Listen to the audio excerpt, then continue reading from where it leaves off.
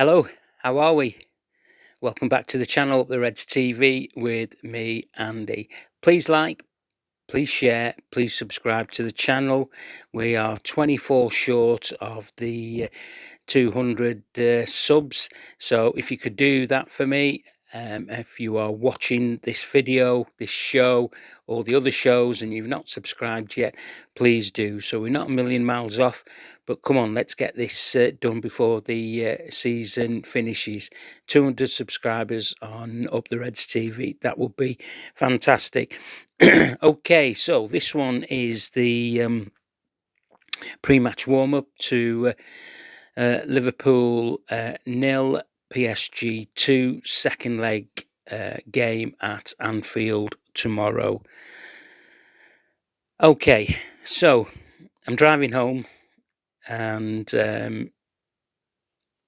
Onslaught's doing his presser, so I put it on in the car and I had to pull over and listen to it because he was asked various questions today about players, about Anfield, what his tactics are going to be. And one of the questions was asked that, are you going to be a bit more robust? Are you going to go for it from the onset? And he said, you might be surprised that the setup will be the same as it was last week. That's all that needs to tell you about this head coach of ours. He said that the setup is going to be the same as last week. He said because we did very well in the press. But however, they did beat us, come through us a few times last week. He's definitely watched the wrong game that I've watched. I couldn't believe it, what he said. We need to be going gun-ho against PSG tomorrow night. And he's talking about the setup's going to be the same. What does that mean? 5 at the back. If that's what that means, we ain't going to win this tie tomorrow at Anfield with the backing of the Anfield faithful or not. Because when I heard that, and just to make it clear, when I got in, I got my Americano from my machine and I had to listen back to it, that particular bit again. And he did say that. So I'll say a bit more about what else he said. He said, look, it's been shown many times this season and in the past that there's belief. And he said, we can do something special tomorrow night. The approach will not be too different from the Paris game. And to take risks, we have to have the ball a lot more than we did at Paris. He said, I think they had 76%, too flipping right, they did. And he said, we need to reverse that. Now, mate, if you set up just like you did at Paris, you ain't going to have the ball for more than 76%. He was asked about Ungamoa. He said he's able to show his qualities in the Premier League, especially when he's doing the one-to-ones. He was asked about another question after that. He was asked about PSG. He said PSG build with 3 at the back. He said that's nothing new. He said, but the right back can play right wing and can go on the left-hand side as well. And he says, and that's what makes them special. They have individual qualities. Some Dutch journo asked him about Gus Hiddink coming to see him, and would you take any advice from him? And he says, I don't need a notebook to write down what we'd spoke about. Another journo asked him, how can you turn the deficit down? He said, we need an exceptional performance. We need to try and score the first goal. No shit, Sherlock. And change the momentum. I can only hope our fans can raise their levels higher than they did last season. He was asked about last season. He said, look, the difference between the games last season and this season is that I've got 7 different players. There's 7 different players that are missing from last season's games. And on that question, he was asked about Wirtz. Is this a game for him that he should shine in and he should come to the fore? He said, look, Wirtz, Frimpong, Isak, Ekatike, Kirkes, Naoni, they're all young players. And he said, we had to sell, now this is interesting, 10, 11 or 12 players to buy those players. So what did he say that for? And he said that the young players, they will be even better next year and the year after that and the year after that. We've brought younger players in for the future. So make of that what you want. Now, PSG have experienced coming to us last season. I don't need to do their last 4, do I?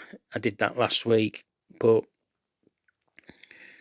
I think they'll keep the same team. I think Barcola is back from injury. I think they've had 6 days rest and recuperation. They'll have watched that video and thought to themselves, how did we not score more than 2 goals last week? Like I say, Dembele, he had his shoes on the wrong feet, didn't he? Or boots, should I say. And if he'd had his correct boots on the right feet, he would have got a hat-trick. And there were other chances as well. But I'm not having this from Slot to say that we played really well last week. And we we did a good press against them. My heart wants us to give it a go and do well, but my football head is telling me I don't know if this team can get this game over the line. If we win it 1-0, it's a bit of a bonus for me because we've tried, but we can only try if the system that we play tomorrow is of a system where we attack, we press as a unit, and we defend as a unit. And if we play 5 at the back, we haven't got a Scooby about attacking.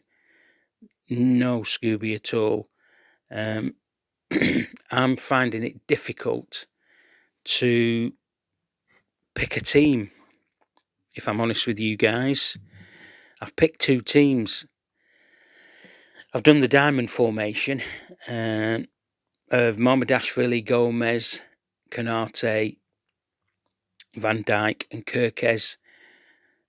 I put Gravenberch at the bottom of the diamond. I know he's not having a good season. He's not having a good few weeks.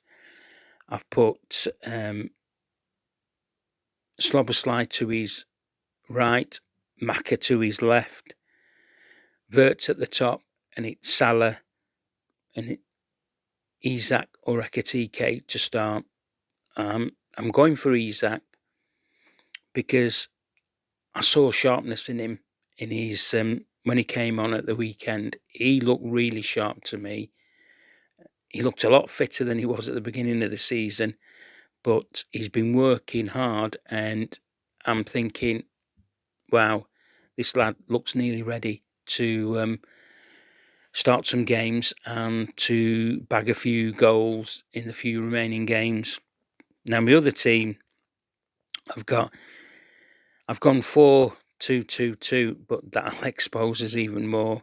I've gone Mamardashvili, Frimpong, Konate, Van Dijk, Kirkes, I've got Slobbersley, Maka, Verts and Jones, and I've got Salah and Isak. You're all screaming at me, I know. Ingamo should start. I don't think he's going to start him.